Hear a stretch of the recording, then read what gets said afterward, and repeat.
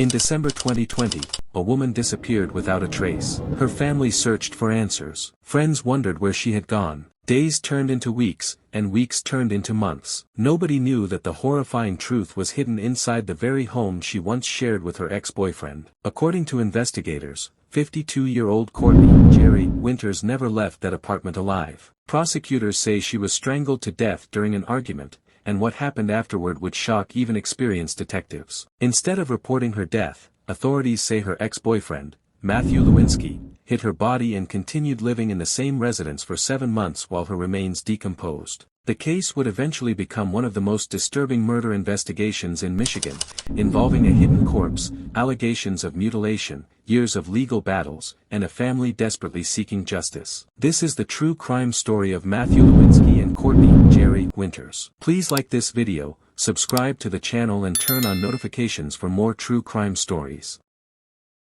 Courtney Jerri Winters was a 52-year-old woman living in Clinton Township, Michigan, a community located in Macomb County. Those who knew her described her as a person who mattered deeply to the people around her. Like many adults, she had experienced relationship struggles throughout her life. One of those relationships was with Matthew Lewinski. At some point, their romantic relationship came to an end. However, despite the breakup, the two reportedly continued living together in the same apartment. Sharing a home after a relationship ends can be difficult. Unresolved emotions, disagreements, financial pressures, and daily tensions can create an uncomfortable situation. According to prosecutors, that tension eventually escalated into violence. In December 2020, an argument reportedly broke out between Winters and Lewinski inside the apartment. The exact details of that argument may never be fully known because only one of the two people involved survived. Investigators later concluded that the confrontation became deadly. Prosecutors alleged that Lewinski strangled Winters to death during the argument. Strangulation is a deeply personal form of violence that requires close physical contact between the victim and the attacker. According to prosecutors, Winters lost her life inside the very place she called home. For many homicide investigations,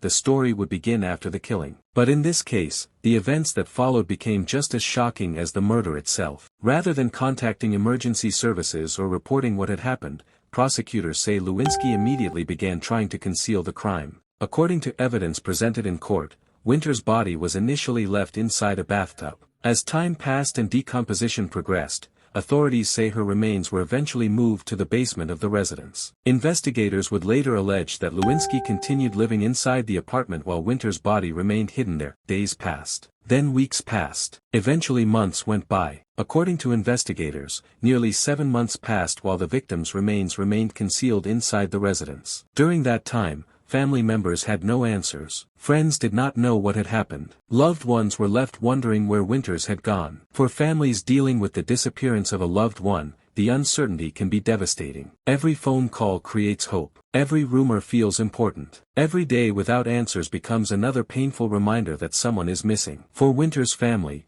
that uncertainty continued month after month. As investigators later revealed, the concealment of the crime allegedly became increasingly disturbing over time. Prosecutors argued that Lewinski periodically mutilated Winters' remains while they were hidden inside the home. Authorities alleged these actions were taken in an effort to conceal the crime and make discovery more difficult. The allegations were so serious that prosecutors eventually pursued additional charges related to the treatment of the victim's body. These allegations would later become a major part of the criminal case against Lewinski. For 7 months, the truth remained hidden. Then, in July 2021, everything changed. According to reports, Lewinski was hospitalized. While he was away, family members entered the residence. What they discovered inside the basement was horrifying. Hidden within the home were badly decomposed human remains. The discovery immediately triggered alarm. Authorities were contacted, and law enforcement officers responded to the scene. For investigators, the discovery marked the beginning of what would become a lengthy and complex homicide investigation. Detectives quickly secured the residence and began processing the scene. Investigators examined every part of the apartment looking for evidence. Crime scene technicians documented the conditions inside the home. Evidence was collected and preserved. Investigators interviewed witnesses and family members while attempting to reconstruct the timeline of events. One of the biggest challenges facing authorities was the amount of time that had passed since Winters' death. Because the remains had been concealed for months, decomposition had significantly complicated the forensic investigation. Nevertheless, detectives continued gathering evidence piece by piece. As investigators worked through the case, attention increasingly focused on Matthew Lewinski. Authorities examined his relationship with Winters, his actions following her disappearance, and evidence recovered during the investigation. Prosecutors believed the evidence pointed directly toward him. However, the case would soon become complicated by an issue that would lead to years of legal disputes. According to court records, Lewinski initially confessed to authorities. In many criminal cases, a confession can be among the most powerful pieces of evidence presented to a jury. However, defense attorneys challenged the circumstances surrounding Lewinski's confession and argued that it should not be admitted at trial. What followed was a lengthy legal battle that stretched on for years. Courts were asked to examine whether the confession was obtained properly and whether it should be allowed as evidence. Judges reviewed arguments from both sides. Appeals were filed. Legal challenges continued moving through the court system. The dispute over the confession became one of the defining issues in the case. For Winters' family, the legal delays were incredibly difficult. Every appeal extended the process. Every court hearing forced them to relive painful memories. Years passed as attorneys continued arguing over evidence and legal procedures. Yet despite the delays, prosecutors remained committed to pursuing the case. Investigators continued preparing evidence, reviewing witness statements, and strengthening their presentation for trial. Eventually, the case moved forward. When the trial finally began, prosecutors laid out their version of events for the jury. According to the prosecution, Lewinski intentionally killed Winters during an argument in December 2020. They argued that the murder was not an accident and not an act of self-defense. Instead, prosecutors claimed the killing was deliberate and premeditated. They pointed to the circumstances of the death, the concealment of the body, and the actions taken afterward as evidence supporting their argument. Throughout the trial, prosecutors highlighted several key facts. First, they focused on the allegation that Lewinski strangled Winters to death. Second, they presented evidence showing that her remains had been moved and concealed. Third, they discussed the months-long effort to hide the crime. Finally, they presented evidence related to the alleged mutilation of the victim's remains. Prosecutors argued that these actions demonstrated a sustained effort to avoid responsibility and prevent authorities from discovering what had happened. The defense challenged the prosecution's case. Defense attorneys questioned aspects of the evidence and continued disputing issues surrounding the investigation and confession. Like many criminal trials, the courtroom became a battleground where both sides attempted to persuade the jury. Witnesses testified. Evidence was examined. Attorneys presented arguments and cross-examined witnesses. Jurors carefully listened as each side presented its version of events. At the heart of the trial was a critical question. Was Matthew Lewinski guilty of first-degree premeditated murder? Under Michigan law, a conviction for first-degree murder requires proof that the defendant intentionally killed another person and acted with premeditation and deliberation. This means prosecutors had to convince jurors that the killing was not merely impulsive but involved a conscious decision to commit murder.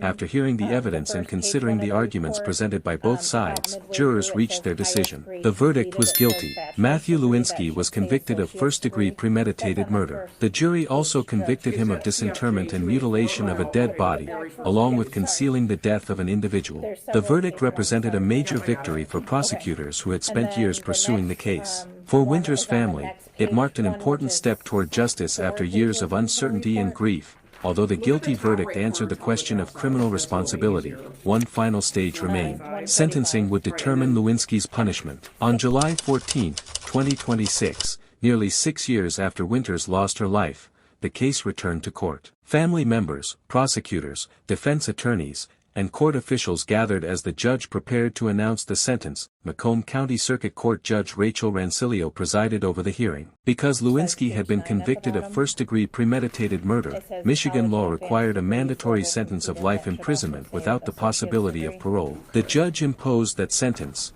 ensuring Lewinski would spend the remainder of his life behind bars. In addition to the life sentence, the court imposed consecutive sentences for the additional crimes connected to the concealment of the victim's body. Lewinski received 23 months for disinterment and mutilation of a dead body and 12 months for concealing the death of an individual. Following the sentencing, Macomb County Prosecutor Pete Lucido spoke about the outcome. He described the ruling as the conclusion of a long and difficult pursuit of justice. His comments reflected the years of investigation, court hearings, appeals, and legal battles that had taken place before the case finally reached its conclusion. For Winters' loved ones, the sentence represented accountability for a crime that had caused immense pain and suffering. Cases like this often leave people asking difficult questions. What causes an argument to escalate into murder? Why would someone choose to conceal a crime rather than face the consequences? How can a family cope with years of uncertainty while waiting for answers? While the criminal justice system can determine guilt and impose punishment,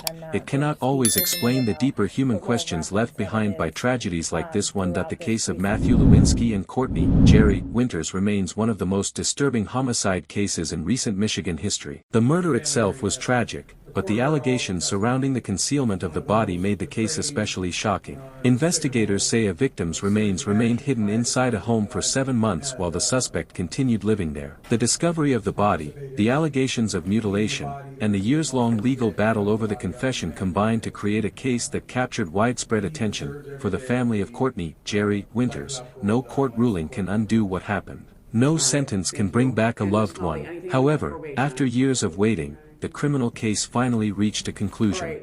Matthew Lewinski was convicted of first-degree premeditated murder and sentenced to life in prison without the possibility of parole. The verdict and sentence ensured that he would be held accountable for the crimes a jury determined he committed. As this case comes to an end, it serves as a reminder of the devastating consequences of violence and the importance of justice for victims and their families. It also highlights the dedication of investigators, prosecutors, and family members who continued seeking answers despite years of delays and legal challenges. In the end, the truth hidden inside that Clinton Township apartment was finally brought into the light. What do you think about this case? Do you believe the sentence was appropriate given the circumstances? Let us know your thoughts in the comments below.